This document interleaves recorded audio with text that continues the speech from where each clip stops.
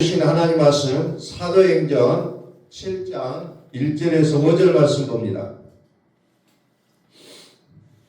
사도행전 7장 1절에서 5절 말씀 봉독합니다. 대제사장이 이르되 이것이 사실이냐? 스데반이 이르되 여러분 부형들이여 들으소서. 우리 조상 아브라함이 하란에 있기 전 메소포타미아에 있을 때에 영광의 하나님이 그에게 보여 이르시되 내 고향과 친척을 떠나 내가 내게 보일 땅으로 가라 하시니 아브라함이 갈대아 사람의 땅을 떠나 하란에 거하다가 그의 아버지가 죽음에 하나님이 그를 거기서 너희 지금 사는 이 땅으로 옮기셨느니라. 그러나 여기서 발 붙일 만한 땅도 유업으로 주지 아니하시고 다만 이 땅을 아직 자식도 없는 그와 그의 후손에게 소유로 주신다고 약속하셨으며 아멘. 선포합니다. 하나님은 살아계십니다. 하나님은 우리의 일상 가운데 살아계신다는 거예요. 우리는 때때로 많이 망각해요. 우리의 일상생활에서는 도무지 하나님이 계시지 않는 것 같다라는 그런 착각을 할 때가 너무 많은 것을 경험합니다. 모든 면에서 나에게는 왜 이럴까라는 부분 속으로 들어가 보면은 여전히 우리는 하나님이 내 삶의 영역 속에는 거하지 않고 그냥 다만 우리에게 위로를 주고 죽어서 가는 어떤 천국에 대한 계산되지 않는 어떤 그런 막막함으로 우리가 신앙생활을 할 때가 많이 있음을 고백할 수밖에 없어요. 많은 일들 속에 묻혀있을 때 어떤 염려와 고민 속에 묻혀있을 때 과연 하나님이 살아계실까라는 부분으로 들어가게 된다는 겁니다. 그리고 어떤 사건들을 만났을 때 우리의 마음들을 흡입하는 여러 가지 일들을 만났을 때 하나님은 과연 살아계실까라는 부분으로 우리가 많이 고민할 때가 있다는 겁니다. 오늘 스데반은 그 많은 사람들에게 어떻게 보면 사도행전에 가장 먼저 나온 설교는 스데반이라는 이 집사라는 분이 설교하는 내용이 이제 6장과 7장에 보면은 이제 6장에서 어떤 만나는 부분이 나오고 7장에서 설교가 나오고 있어요.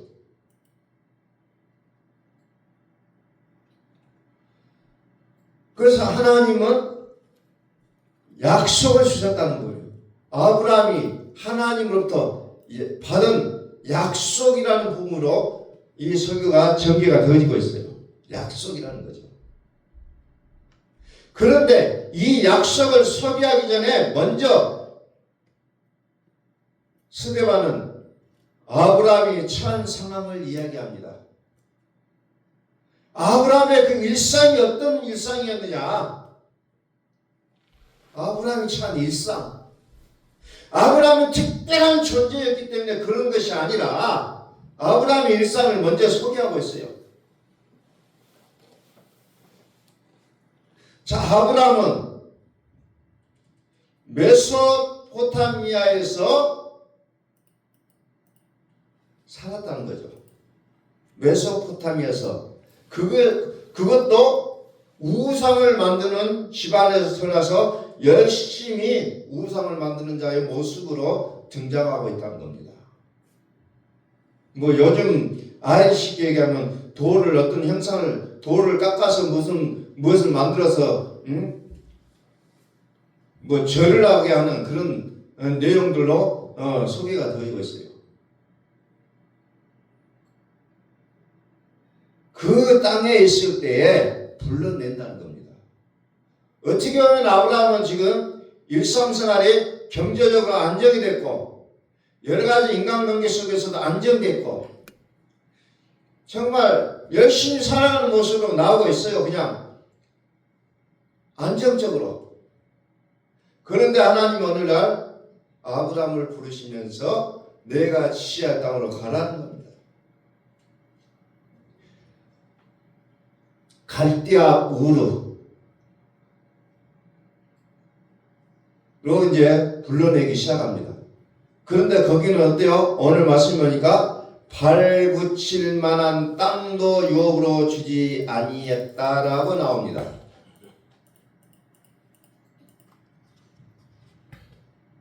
발붙일 만큼의 유업도 주지 않았다고 합니다. 그럼에도 불구하고 하나님은 아브라함을 불러내신 겁니다. 참 보통 사람들은 얘기할 겁니다. 하나님, 나를 적어도 불러주셨으면 좀 먹고 살 수 있는 기반을 주셔야죠. 왜 무책임하게 나를 불러내셨습니까? 라고 많은 사람들은 하나님 앞에 항의도 했었을 것 같아요. 일정한 거책 없이 떠돌아다니는 것이 아브라함의 삶의 모습이었습니다. 이리 갔다 저리 갔다. 그러면은 거기에 따르는 많은 식구들이 얘기할 거예요. 아니 어떻게 책임도 없이 우리들을 이렇게 만들었느냐. 난리를 쳤을 겁니다. 아마도. 부인도 그랬을 것이고 자녀들도 그랬을 것이고 근데 또 같이 나오는 그 집안의 모든 그 일하는 사람들까지도 원망했을 수도 있다는 거예요. 여전히 그는 장막을 치며 살았던 겁니다. 안정되지 못하고 그런 모습으로 살아가고 있다는 겁니다. 그런데 문제는 자식이 하나도 없었던 거예요. 자식들이 불평했다는데 자식들은 아직 없어요. 정말 어떻게 봐도 실망스러운 상황입니다. 하나님이 기껏 불러서 나왔는데 여전히 텐트 치며 돌아다니면서 살고 있다는 겁니다. 그런데 하나님께서 약속을 하나 줘요. 그 약속이 뭡니까? 약속. 그와 그의 후손에게 소유로 주신다.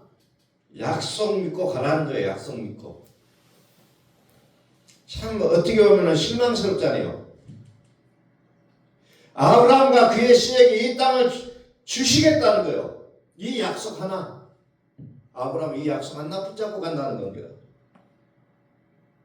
약속도 실현 가능한 것일 때에 희망이 되고 기쁨이 되지, 내가 아무리 상식적으로 생각해도 이건 아니라고 싶을 때 약속은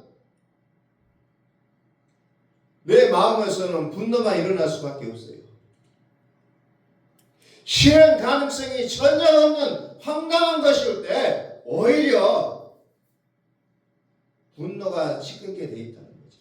그런데 아브라함은 하나님의 이 약속을 믿었다는 겁니다.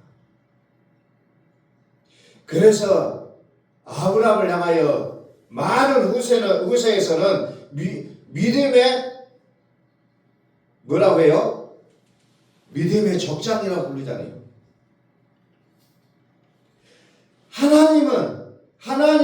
하나님이 약속하신 이 믿음에 아브라함은 그냥 아멘 했다는 거야. 아멘.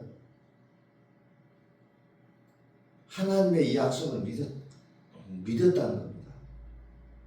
그래서 믿음의 조상이 됐어요. 그래서 지금도 이스라엘 사람들은 아브라함을 믿음의 조상, 믿음의 아버지로 이렇게 모시고 산다는 겁니다. 지금도. 약속을 믿었다는 거예요. 로마서 4장 18절 말씀 봅니다. 로마서는 이 같은 상황을 이렇게 한 문장으로 표현하고 있습니다. 아브라함이 바랄 수 없는 중에 바라고 믿었으니 이는 내 후손이 이같으리라 하신 말씀대로 많은 민족의 조상이 되게 하려 하심이라. 딱 이렇게 한 문장으로 표현하고 있잖아요. 아브라함이 바랄 수 없는 중에 바라고 믿었다. 이게 아브라함 믿음이었어요. 바랄 수 없는 중에 믿었다. 바랄 수 없는 중에 바라고 믿었으니 이는 내 후손이 이 같으리라 하신 말씀대로 많은 민족의 조상이 되게 하려 하심이라. 그래서 민족의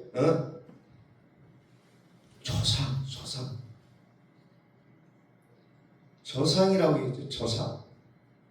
믿음의 조상. 믿음의 조상이었다. 믿음의 조상.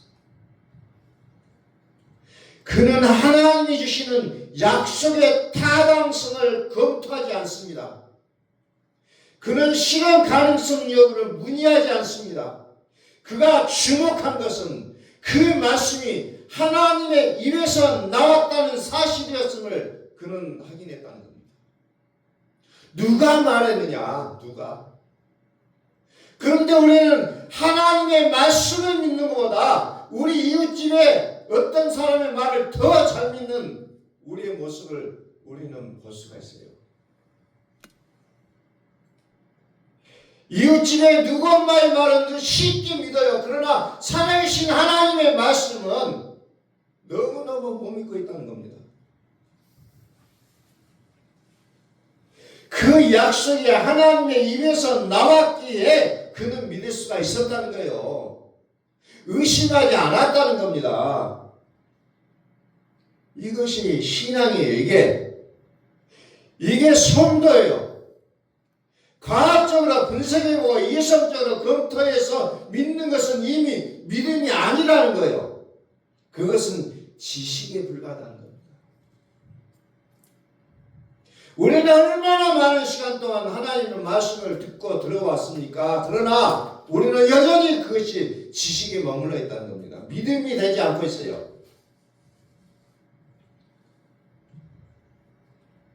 믿음이 되지 않고 있습니다. 우리는 다 따져본다는 거죠.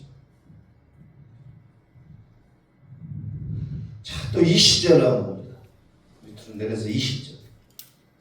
믿음이 없어 하나님의 약속을 의심하지 않고 믿음으로 견고하여져서 하나님께 영광을 돌리며 약속하신 그것을 또한 능히 이루실 줄 확신하였으니 그러므로 그것이 그에게 의로 여겨졌느니라. 남들은 그거 아니에요 할 때 아브라함은 그것을 확실하게 믿었다는 겁니다. 그래서 하나님은 그것을 보시고 의로 여겨줬다는 거예요. 이게 믿음이에요. 아무도 안 믿을 때 나는 믿었다는 거예요. 모두가 아니라고 할 때 나는 아멘으로 나갔다는 거예요. 이게 성경은 믿음이라고 얘기하고 있다는 겁니다. 그의 믿음으로 하나님은 그를 의롭다 하셨다는 거예요. 의로 여기심을 받을 우리도 이아민이 곧 예수 우리 주를 죽은 자 가운데서 살리신 이를 믿는 자니라. 그래서 이 시대에 우리에게 어떤 믿음을 가져야 되냐? 우리 주님을 죽은 자 가운데서 살리신 이를 믿으라는 거예요. 그래서 그 믿는 것을 성경은 가르쳐서 의롭다고 칭해주겠다는 거예요. 지금 이 시대를 사는 우리에게는 무엇을 믿어야 되냐? 예수 우리 주를 죽은 자 가운데서 살리신 이를 믿는다라고 얘기합니다. 믿는다는 거죠. 하나님 주신 말씀이기에 믿는 것이 진정한 믿음이라는 거예요. 항상 그런 사람이 좋은 끝을 볼 수가 있다는 겁니다. 좋은 끝을. 자, 예수님께서 나사로를 살리실 때 보십시오. 예수님께서 나사로를 사랑하시고 마르다와 마리아를 사랑하시기에 그냥 가셔서 살려주셨 것이 아니라는 거죠. 자, 요한복음 11장 25절 봅니다. 요한복음 11장 25절.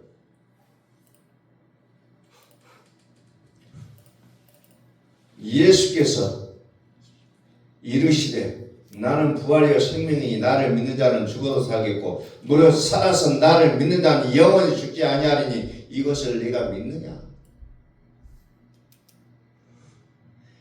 부활이요 생명이심을 밝히신 후에 마르다에게 네가 이것을 믿느냐 물었을 때 마르다가 뭐라고 합니까? 내가 주여 그러하이다. 주는 그리스도시요 세상에 오시는 하나님의 아들이신 줄 내가 믿나이다. 내가 믿나이다. 마르다의 대답을 듣고서야 나사로를 살려주셨다는 거예요. 그냥 하나님은 밑도 끝도 없이 하시는 분은 아니에요. 그 사람의 믿음의 그 고백을 보신다는 거예요. 우리는 매일 아침 일어날 때마다 우리의 믿음의 고백을 드려야 된다는 겁니다. 고민을 하고 염려하고 그러면서 오늘 어떻게 할 것인가 그러면서 일어나는 것이 아니라 믿음의 고백을 하시라는 거예요. 믿음의 고백. 주여 그러하이다. 주여 그러하이다. 주는 그리스도시요 세상에 오시는 하나님의 아들이신 줄 내가 믿나이다. 우리가 하나님 앞에서 하면 얼마나 할 수 있겠습니까? 그래서 하나님께서는 다행히도 우리의 고백을 가장 좋게 여기신다는 거예요. 자, 야곱의 믿음의 예언을 한번 봅니다. 야곱의 믿음. 창세기 49장 10절. 유다 지파에서 예루살렘의 통치자가 나올 것을 예언합니다. 실제로 850년 후에 유다 지파 출신인 다윗이 야곱의 예언대로 이스라엘 왕이 되잖아요. 실제로 다윗이 야곱의 예언대로. 자, 규가 뭐예요? 옛날 성경에는 홀이라고 나와요. 홀. 이것은 통치권을 얘기하고 있어요. 통치는 유다를 떠나지 아니하며 통치자의 지팡이가, 이 지팡이가 무슨 말이에요? 요즘으로 얘기하면 지휘봉이라고 할 수 있을 거예요. 지휘봉. 요즘은 좀 작고 좀 멋지게 만들어가지고 다니더라고요. 지휘봉. 통치자가 가지고 있는 지휘봉. 그 지휘봉, 그 발 사이에서 떠나지 아니하기를 실로가 오시기까지 이르리니 그에게 모든 백성이 복종하리로다. 실로가 오시기까지. 여기는 구원자를 얘기하고 있죠.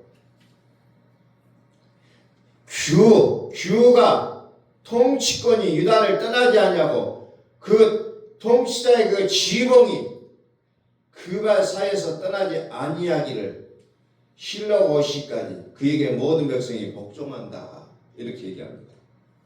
믿음의 말을 하자는 겁니다. 믿음의 말. 지금 상황이 안 나올 수밖에 없는 상황이더라도 우리는 믿음의 고백을 해야 된다는 겁니다. 그래야 하나님이 일하실 수가 있다는 거예요. 하나님의 역사가 일어나는 믿음의 고백. 하나님은 지금도 원하신다는 겁니다. 아무리 나라가 이태롭고 흔들린다 할지라도, 아무리 나의 삶이 이태롭고 위험한 상황이 놓였을지라도 하나님이 살아계시면 우리가 고백하자는 겁니다. 모든 것이 지금 우리는 이것을 성경을 통해서 접하지만은, 그러나 아브라함도 마르다와 마리아도 유다도 야곱도 지금 현재 그들에게서는 일상생활이에요. 우리는 이것을 글러볼 때는 또 다르게 느낌을 받는데, 그러나 이들의 삶 속에는 일상생활이라는 겁니다. 일상생활 속에서 하나님을 고백하고 그 하나님께서 일해 주시는 모습을 그들은 보고 있다는 겁니다. 결국 모든 것은 믿음의 문제라는 거예요. 아무리 놀라운 하나님의 약속과 계획이 있을지라도 우리가 믿음으로 응답하지 못하면 그것은 우리에게 아무런 은혜가 되지 못한다는 겁니다. 실현될 수가 없다는 거예요. 하나님 우리의 믿음의 고백을 통해서 일하신다는 겁니다. 이것은 긍정적인 어느 생활보다 더 큰 역사가 일어난다는 겁니다. 믿음의 고백. 믿음의 고백. 에스겔서 37장을 한번 볼까요? 에스겔서 37장 1절. 에스겔 뒤로 밑으로 내려요. 밑으로. 에스겔 37장. 여호와께서 권능으로 내게 임재하시고 그의 영으로 나를 데리고 가서 골짜기 가운데 두셨는데 거기 뼈가 가득하더라. 자, 뼈가 가득하다는 거예요. 그러면 여기는 뭐예요? 뭔가 많은 사람들이 죽어있는 골짜기라는 것을 알 수가 있어요. 근데 에스겔을 하나님께는 그 골짜기로 데리고 갑니다. 참 우리 같았으면 참 거기 그 칼을 엄두도 안 닿았을 것 같아요. 나를 그 뼈 사방으로 지나가게 하시기로 먼저 그 골짜기 지면에 뼈가 힘이 많고 아주 말랐더라. 죽은 지가 꽤 됐나 봐요. 여기에는 어떤 희망이 없잖아요.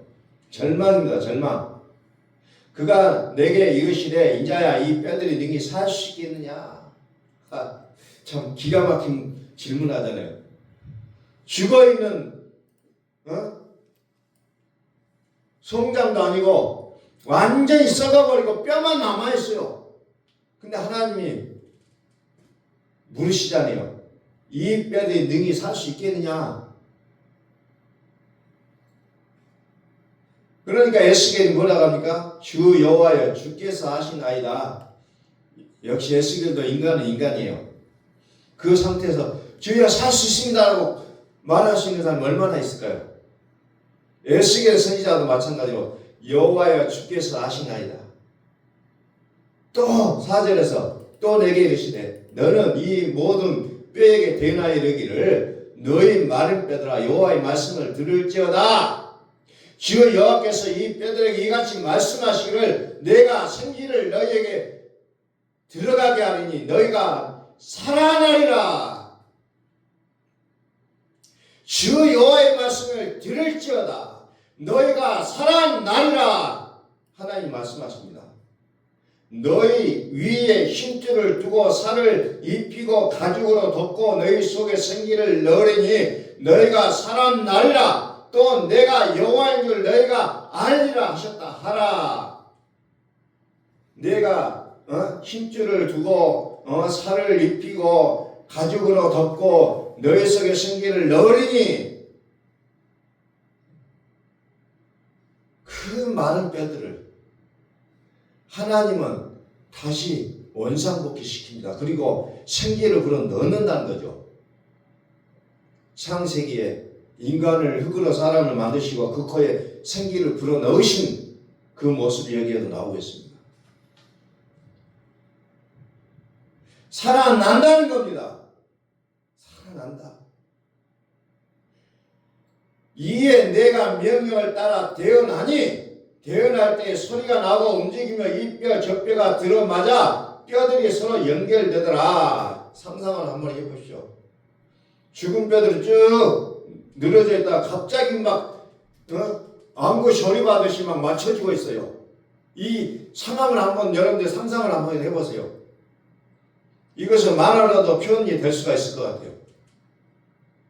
이 뼈 저 뼈가 일어나서 자기 자리에 가서 딱딱딱 맞는 거예요. 맞추는 거예요. 그리고 힘줄이 생기고 살을 입히고 또 가죽을 덮고 그리고 하나님께서 그거에 생기를 불어넣으니 사람이 되어버린다는 거죠. 사람이 되어버려요.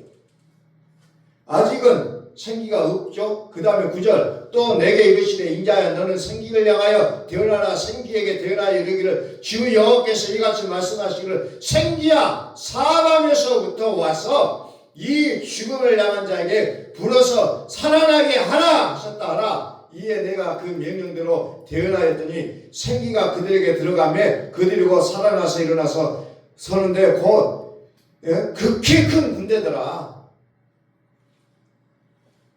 참 여기서 죽은 자를 살리신 하나님의 모습을 죽으실 뿐만 아니라 다시 살아나신 그리스도 예수의 모습을 우리는 다시 한번 상상해 볼 수가 있는 내용이 여기에 나오고 있다는 겁니다.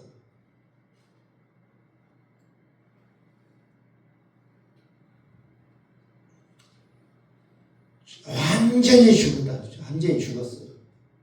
이미 다 썩어서 뼈만 남았어요. 그런데 이 뼈마저도 살려내시는 하나님의 이 역사를 우리는 여기서 볼 수가 있다는 겁니다.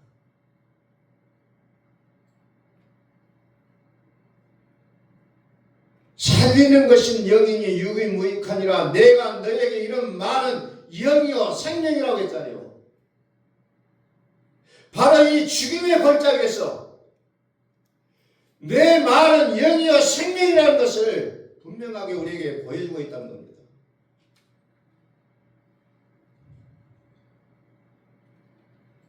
마태복음 4장 16절에 예수님이 이 땅에 오셨을 때 그 상황이 어떤 상황이냐?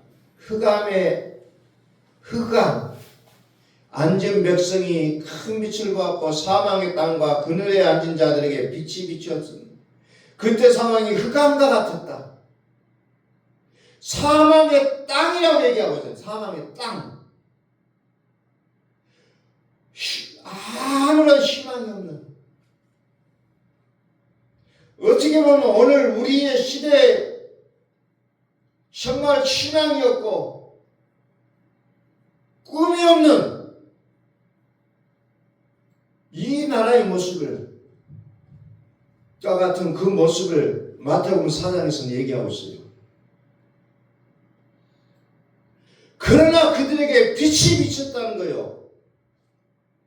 아무리 지금과 같은 어둠이라 할지라도 희망은 있다는 겁니다. 어두워지면 어두워질수록 어때요? 태양이 떠오르는 시간이 가까워온다는 겁니다. 우리가 사는 이 현실이 어둡고 어두워질지라도 우리는 생명의 빛이신 그리스도의 그 빛이 우리에게 비친다면 우리는 여전히 희망이 있다는 겁니다. 그래서 하나님은 여전히 오늘도 우리에게 믿음의 고백을 원하고 계신다는 거예요. 믿음의 고백을. 전혀 이루어질 것 같지 않는 그런 약속이라 할지라도 우리가 믿음으로 응답할 때 반드시 하나님은 일하신다는 겁니다. 여기에서 기적이 나오는 거예요. 그런데 아이고 이건 안 되는 거예요. 뭐 될 수가 있까요? 그러고 있으면 하나님은 절대로 일해 주시지 않는다는 겁니다. 오늘 우리가 꿈을 꿔야 됩니다. 오늘 우리 교회의 모습은 어떻게 보면은 세상적으로 보면은 정말 연약하고 뭔가 할 수 없는 그런 모습일지라도 우리가 믿음으로 고백하면 하나님은 우리를 복음으로 택정해 주신 교회에게 이 복음을 위해서 일할 수 있는 강한 교회로 하나님께서 세워주실 줄로 믿습니다. 정말 죽음의 골짜기에서도 그들의 생명을 주입시켜 주시는 하나님이라면 오늘 우리 교회를 통해서 하나님은 분명하게 하나님의 그 귀하신 일들을 행하실 줄로 믿습니다. 우리는 믿음을 가지고 오늘도 정말로 복음을 위해서 부르심을 입은 내가 하나님의 거대한 일을 하나님께서 나를 통해서 하실 수 있음을 우리는 다시 한번 고백하면서 오늘도 하나님 우리를 통해서 일해 주십시오. 하나님께서 우리 교회를 통해서 일해 주시기를 소원합니다. 우리는 믿음의 고백을 하는 거룩한 이 주일, 우리의 일주일이 될 수 있는 그런 날들 되시기를 예수의 그리스도의 이름으로 선포합니다. 기도하겠습니다.